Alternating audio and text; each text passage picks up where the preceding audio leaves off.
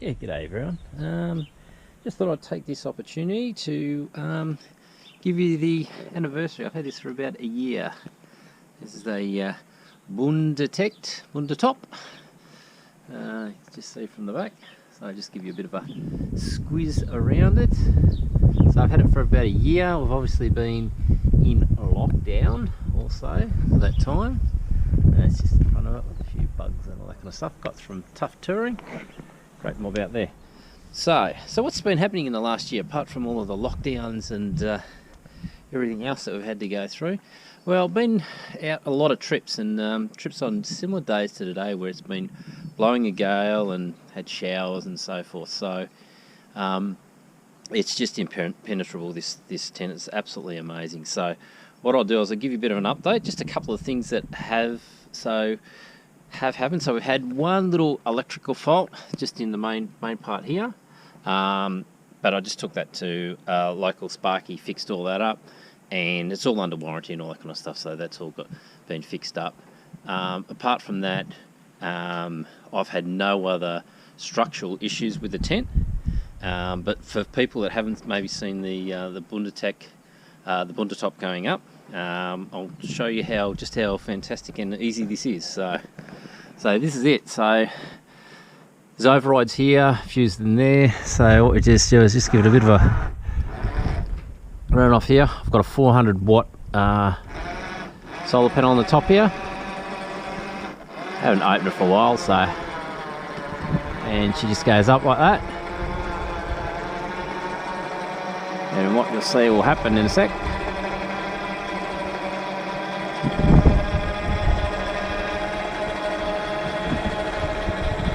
Everything just pulls out.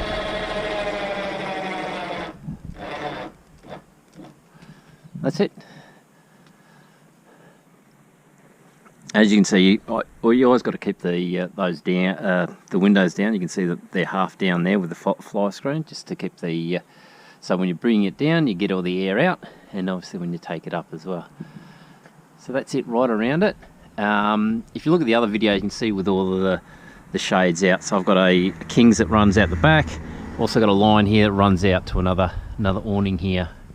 So yeah. So that's it. What I'll do is I'll turn you off now, and I'll take you up the stairs, and I'll just show you some of the other features. First thing you'll notice here is all the beddings in here. Not only all the beddings in here, all the extra awning bits are also in here. So under here, it's more awnings there. Another cover there. All the sleeping. So I've got the sleeping bag, everything there. In here, underneath there, that's 12-volt TV. Just sits all in there. For people who haven't seen these, you got fans on both sides. One there, and one there. And if you turn around this way, looks like an LED light there. And over here, as we just do all the recharging and all that kind of stuff. So what I've done here, it's not plugged in at the moment. There's basically a cigarette 12-volt outlet there that just runs into that. So I've just got an easy setup like that. I can recharge stuff. And obviously the phone and all that kind of stuff, and when I'm watching TV, that goes in there, and I can just run the TV just through here. So one of the other things for people who haven't seen these tents before is that, as you can see from that angle there, unless it's horizontal rain, you can still get airflow all the time, which is really, really important in terms of any tent. Because as soon as you get condensation in here, because obviously it's got a steel cap there, then you have issues and you get that. But in terms of any sort of moisture or anything like that, nothing. Even a couple of times I've been out and I've sort of had a chance to, like it's been raining in the morning and all that kind of stuff. What I've done is basically packed it all up, and then to the next stop, and then when it's just been a little bit cooler and all that kind of, a little bit not raining and all that kind of stuff, just put it back up there, it all dries out and all that kind of stuff. So it dries out pretty good as well. So in terms of the conditions, even though I'm sort of next to the house and all that kind of stuff, it's probably blowing about a 50k wind today. But as you can hear, there's no noise. Like, I have been in massive storms, and this just sits perfectly. So I think it's actually the only thing that moves is the actual car that actually moves. So which is the interesting part. So apart from that, as I said, apart from that little electrical issue, which was just down here in that box there, I haven't had any sort of issues. As you can see, all of the cordage and all that kind of stuff still in really good condition. Yeah, just really looking forward to hopefully getting out of lockdown again shortly. And yeah, once we've done that, then yeah, it'll be getting a fair going over. But as I said, what's been really good. So I've been out on nights when it's been gets down to negative easily. And yeah, more than comfortable in here. And also been in nights when it's been sort of, 20, 25 or something as a minimum. And yeah, you can just sit here and get, yeah, it's really nice. The one thing I have noticed, especially on the cooler nights, so what I do is you just look for where the wind's going, and usually the wind's not, it's not going to be perfectly perpendicular for where you're actually sleeping. So usually, so let's say if the wind's sort of coming from that sort of direction here, and it's a cold night, what I do is I put this one up here and that one up here, and that stops all the wind, but you still have the airflow. So I'd have, this one's down at the moment, but I'd have this one here open and this one here like that.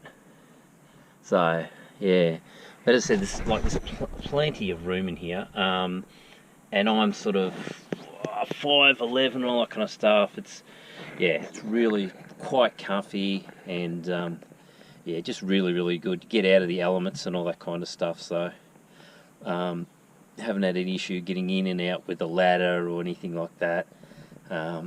Yeah, so a year on, really happy with the purchase. So anyone who's thinking of getting a rooftop tent, these are as I said, these are the bee's knees, and they're really quite, while they are in the sort of about the 5k sort of mark, at least in Australia, it's well worth it, because as I said, I can travel up at night somewhere, and I can just camp, and as soon as I stop the car, I can literally be in bed within a minute, which is pretty good.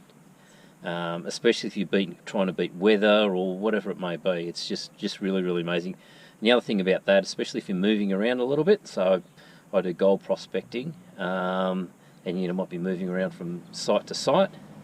It's just amazing that you can just sort of